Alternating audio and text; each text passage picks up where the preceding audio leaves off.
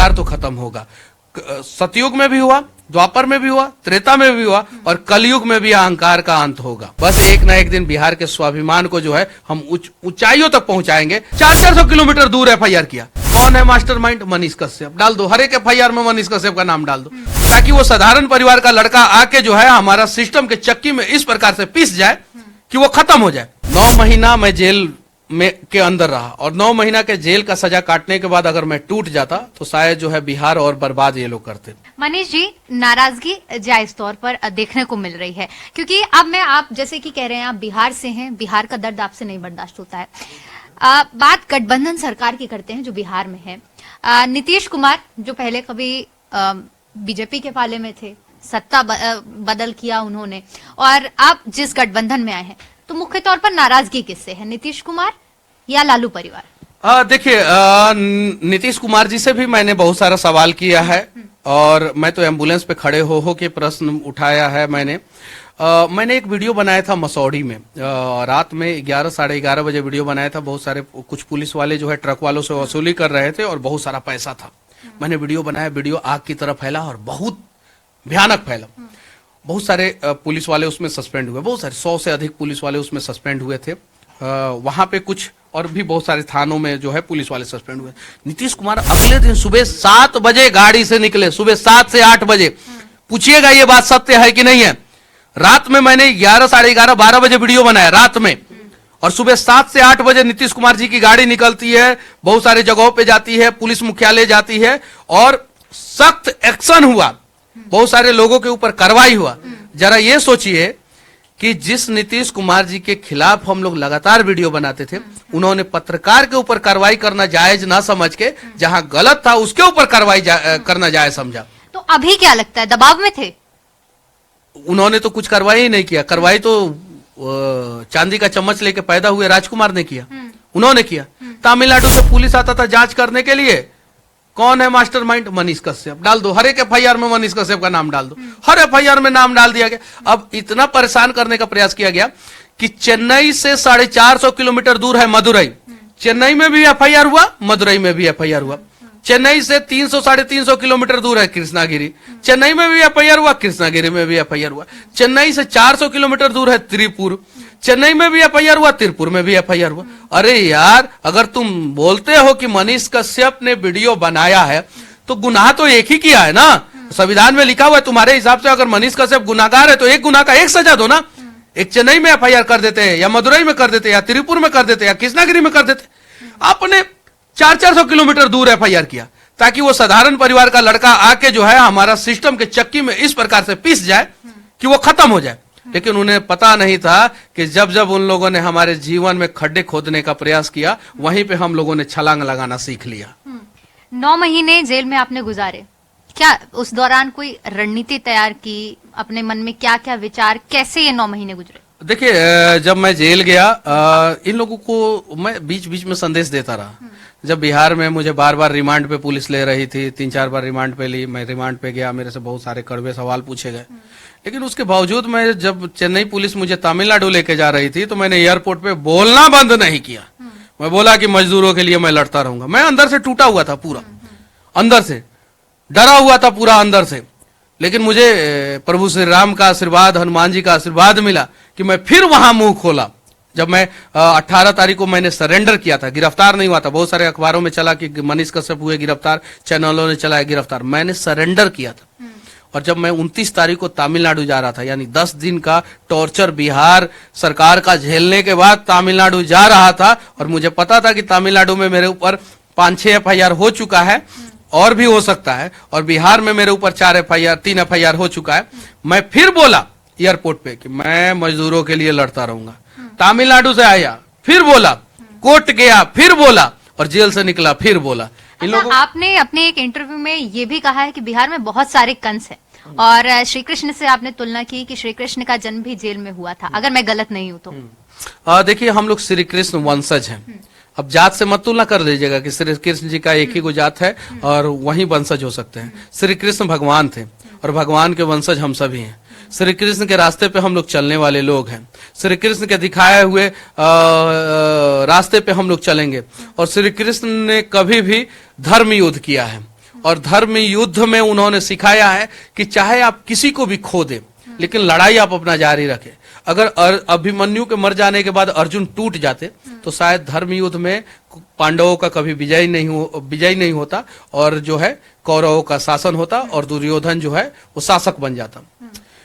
9 महीना मैं जेल में के अंदर रहा और 9 महीना के जेल का सजा काटने के बाद अगर मैं टूट जाता तो शायद जो है बिहार और बर्बाद ये लोग करते।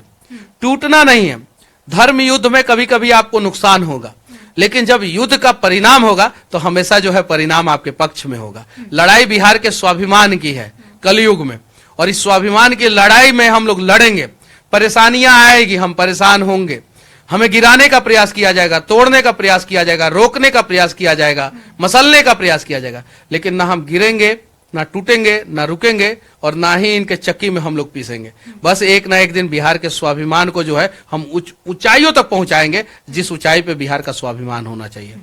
आप चूंकि आप अयोध्या नगरी में मौजूद हैं, इससे जुड़े हुए 2 सवाल आपसे मैं करना चाहूंगी। पहला, क्या राम की नगरी में आप यहाँ पर पहुंचे हैं तो यहाँ से कोई नया आगाज करने वाले हैं? और दूसरा, राजनीति पर अगर बोलूंगी कि राम मंदिर इतना भव्य बनकर तैयार हो गया है और राम मंदिर को लेकर बिहार से कई तरह के बयान सामने आए हैं। खासतौर पर मंदिर बनाने की जगह अस्पताल उठाने की मांग भी की गई थी कि मंदिर की जगह अगर अस्पताल बनता तो ज्यादा ठीक रहता। इन दोनों चीजों का जवाब चाहूंगी। देखिए, एक सवाल, एक गाना आया है, राम के थे राम के हैं हम राम के रहेंगे।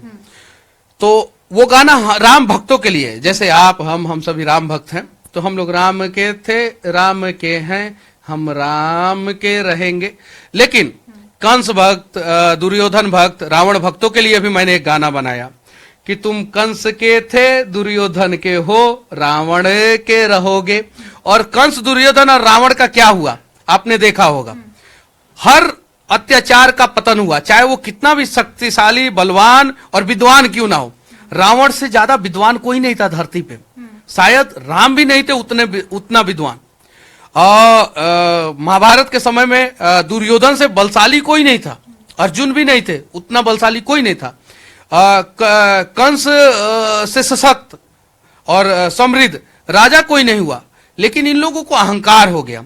अहंकार हो गया अपने शक्ति का, अहंकार हो गया अपने विद्वता का, अहंकार हो गया अपने बल का।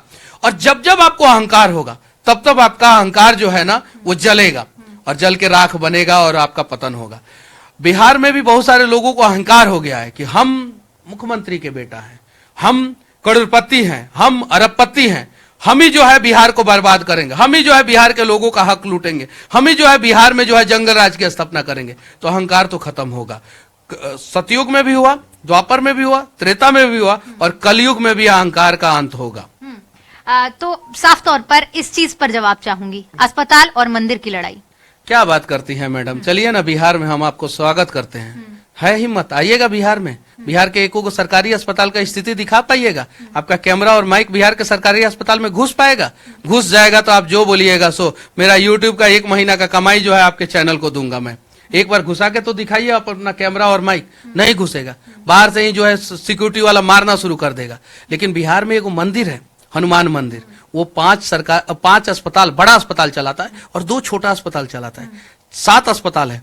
उसका स्थिति जाके दिखाइए, वो इतना बढ़िया है। जो मंदिर जो है, मंदिर छोटे से जगह पे, रेलवे स्टेशन पे छोटे से जगह पे, उस छोटे से जगह पे जो मंदिर, हनुमान मंदिर है, वो 7 अस्पताल चला रहा है। और जो बिहार के स्वास्थ्य व्यवस्था का रीढ़ का हड्डी जो है सरकारी अस्पताल को होना चाहिए, वो सरकारी अस्पताल के जगह पे जो है एक मंदिर के द्वारा संचालित अस्पताल जो है बिहार के शिक्षा व्यवस्था का रीढ़ का हड्डी है। तो आपको उदाहरण सारे सवालों के जवाब दे रहा है। मंदिर जरूरी है, अस्पताल जरूरी है, लेकिन अगर मंदिर अस्पताल बनाना शुरू कर दे तो पहले मंदिर जरूरी है।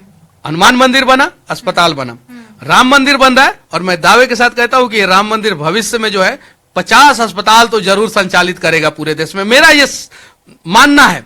और मैं राम मंदिर के ट्रस्ट से जो भी लोग जुड़े हुए हैं, मैं जानता हूं कि उन लोगों का सपना तो मेरे सोच से भी बहुत बड़ा होगा। तो भविष्य में आप देखेंगी कि राम मंदिर भी बहुत सारा अस्पताल, बहुत सारा यूनिवर्सिटियों को संचालित कर रहा होगा। आखिर सवाल, क्योंकि देखा गया है कि जिस तरह से जमीनी मुद्दों को उठाते उठाते लोग भटक जाते हैं, भटक क्या जाते हैं, या तो कुछ लोग उसे सही रास्ता मानते हैं या गलत रास्ता। आम जनता की राय मैं बता रही हूँ। क्या कभी मनीष कश्यप को राजनीति में जाते हुए देखा जा सकता है? क्या मंशा है? देखिए, मैं अभी कुछ देर पहले ही बता रहा था एक चैनल पे, मैंने बोला क्या कि मैं सरकारी स्कूल में पढ़ा शुरुआत, उसके बाद से मैं अपने पापा के साथ जो है आर्मी के स्कूल में चला गया, उसके बाद से मैं नवीन आदर्श विद्या मंदिर में आ गया, उसके बाद से मैं सरस्वती विद्या मंदिर से मैंने पढ़ाई किया, उसके बाद से मैं पूना चला गया, इंजीनियर बना, सपना था मैं सिविल इंजीनियर बनूं, मतलब शुरू से ही मैंने सपना देखा था कि मुझे बड़ा बड़ा घर जो है बहुत अच्छा लगता था, बनाना था, मुझे कुछ बनाने का सपना था कि हाँ अच्छा बनाया जाए, बड़ा बनाया जाए, भव्य बनाया जाए। लेकिन एक सिविल इंजीनियर जो सैटरडे संडे को जो है मस्त जाके सिनेमा हॉल में, सैटरडे को जो है हॉलीवुड की फिल्म और संडे को जो है बॉलीवुड की फिल्म हर हफ्ते देखता था। अपने कॉलेज की दुनिया में हम मस्त थे, जॉब हुआ मेरा, जॉब के बाद से मैं अपने दुनिया में मस्त था, कभी एक्वाई मेजिका में जाके घूमना, कभी स्विमिंग पूल में जाके, कभी लवासा जाना, कभी लोनावला जाना, कभी खंडाला जाना, कभी मुंबई जाना, कभी महाबलेश्वर जाना, ये सारी चीजें जो है, कभी नासिक त्र्यंबकेश्वर जाना, इन्हीं सब चीजों में मैं मस्त था। भगवान ने मुझे वहां तक का रास्ता उस समय दिखाया था, फिर भगवान ने मेरा रास्ता बदल के जो है मुझे बोला क्या कि तो अरे ससुर तुमको सिविल इंजीनियर हम बना दिए, ससुर मतलब प्यार से हम लोग हमारे यहाँ, नहीं तो इसमें कंट्रोवर्सी नहीं होना चाहिए, हाँ बिहार में मतलब प्यार से बोला जाता है, ससुरा तुमको हम सिविल इंजीनियर बनाए थे अपना पेट पालने के लिए थोड़े, तुमको मौज मस्ती करने के लिए थोड़े, चलो सड़क पे उतरो और सड़क को सुधरवाओ। बिहार के सड़कों पे उतर गया, नाले पे उतर गया मैं, और नाला सड़क रोड ऊपर, नाला नीचे, नाला ऊपर, रोड नीचे करने लगा, बहुत सारा सुधार हुआ।